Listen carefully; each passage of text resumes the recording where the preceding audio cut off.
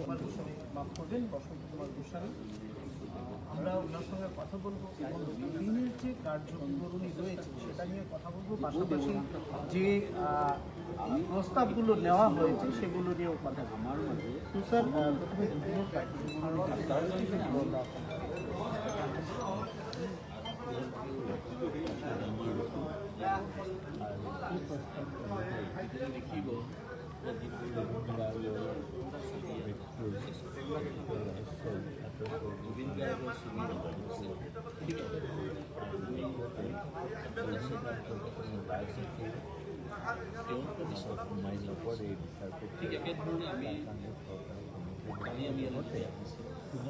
আমি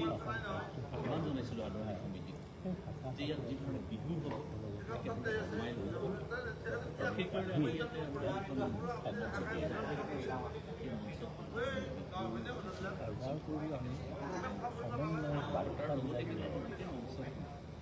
স্যার, সমন্বয়ের বার্তায় যাওয়ার আগে একটা কথা, জুবিন গার্গের প্রসঙ্গ যেহেতু উত্থাপিত হয়েছে, আপনারা প্রস্তাব নিয়েছেন, এক্ষেত্রে যে তদন্ত প্রক্রিয়া চলছে তার উন্নততর তদন্ত প্রক্রিয়া কি আপনারা দাবি করবেন সিবিআই বা নহয়? এটা কথা, তদন্ত প্ৰক্ৰিয়াটো ৰাজ্য চৰকাৰৰ স্তৰত হৈছে,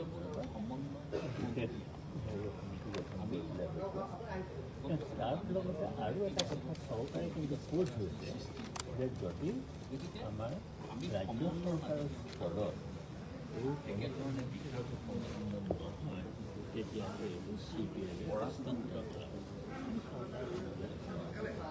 কিন্তু আমি এটা কথাত মই সদায় গুৰুত্ব দিছোঁ, সেইটো হ'ল কি ৰাজনীতিৰ মেৰ পাকত যাতে এই তদন্তটো সোমাই নপৰে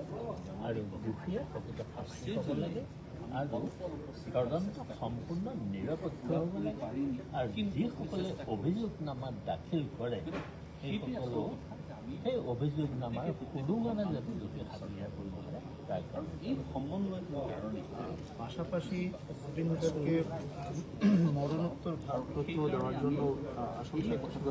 আমি কৰিছোঁ, ভাৰতৰত্ন দিবৰ কাৰণে আমি দাবী জনোৱা নাই, অনুৰোধ জনাইছোঁ আৰু সেইমতে আমি আমাৰ জিলা সাহিত্য প্ৰধানমন্ত্ৰী কাৰ্যালয়ৰ পৰা তেওঁলোকে প্ৰত্যেক এটা কাৰ্যালয়ে আমাক জনাইছে যে আপোনালোকে দ্বিতীয়টো জনাইছে আপোনালোকৰ চিঠিখন আমুক নম্বৰ এপলৈ পঠিয়াই দিছে, এটা নাম্বাৰ দিছে, এই নাম্বাৰটো আপোনালোকৰ অনুসন্ধান সেই দিনটো যাতে বাকি যে প্ৰস্তাবগুলো নেওয়া আছে সেগুলো বাকী প্ৰস্তাৱসমূহ আমি লৈছোঁ যে বিশেষকৈ আমাৰ